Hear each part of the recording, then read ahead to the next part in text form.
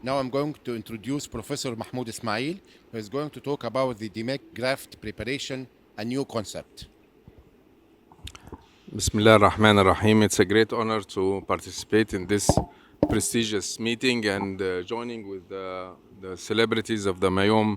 Mayom is emerging society and soon will be in Egypt. And I will hope that all of you will join us in this. Okay, so we will speak about how to prepare a DMEC graft and how to be easy in such delicate surgeries. Of course, nowadays we are speaking about lamellar surgery, more lamellar, because nowadays lamellar surgery now is accessible for everybody and it's not that difficult to learn and to enhance.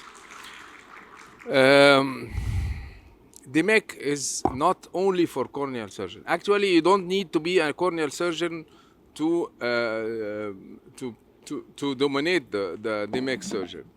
Because there is no suturing, there is no graft rejection, there is no much follow-ups. Actually, it's apart from the anterior segment surgery to be established in such entity.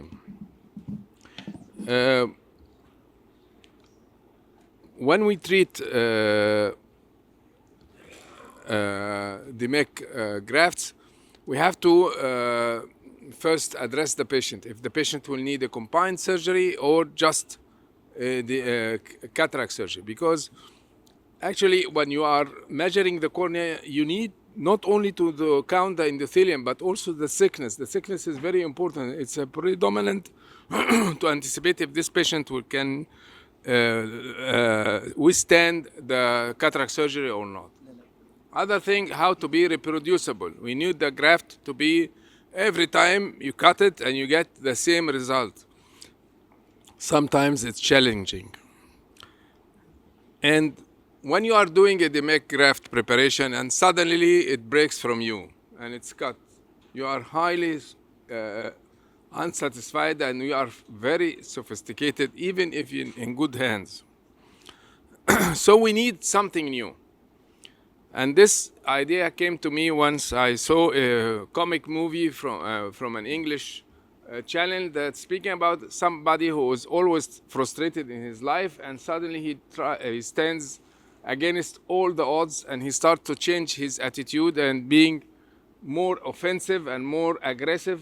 Instead of being nice and kind, he started being very aggressive and very sophisticated and very exigent in his demands, and he started to get better life. So in a new device only for eye banking, they started thinking about cutting the desmus membrane upside down. In a non-clinical trial, some of our colleagues in France and in Portugal have tried this technique with eye banking eyes as a trial in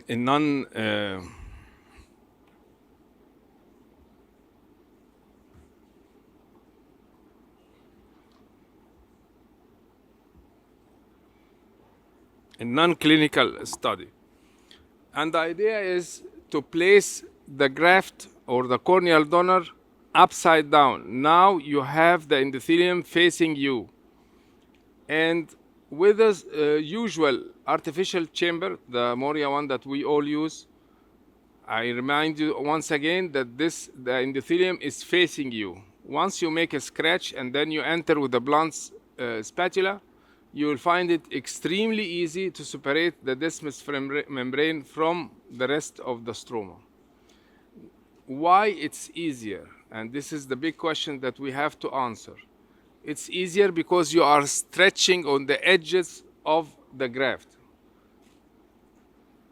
As you can see, with a simple maneuver, you can follow the desmus folds and it never breaks. You find it easy to separate. And don't try to cut it early. Make it a pocket first. Once it's in a pocket form, the stretching of the desmus membrane makes it easy to achieve. And this is, later you cut the donor as your wish. Sometimes it is thick, sometimes it's not, but here you have the graft taking its roll shape as usual once touching the and then you will proceed for a couple of patients.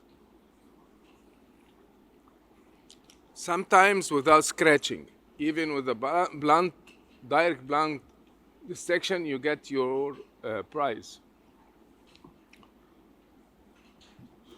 And this, in another case, you will punch the graft as you wish, and you will have both the cornea split into a demic graft and to a bulk donor.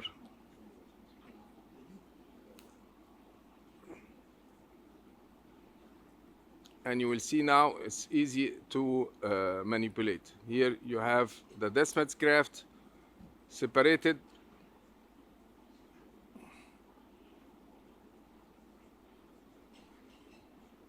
from the donor, and you will have it. Once you collect it, you will go to the, and it have the roll in your hand. Okay, this is how it moves, and this is how it coagulates. Why we have to make the dissection bluntly? Because this is a live tissue, and if you aggressively attack this live tissue, keratocytes will proliferate and changes to fibroblastic deposition, and this will affect the quality of the graft later on once implanted to the patient.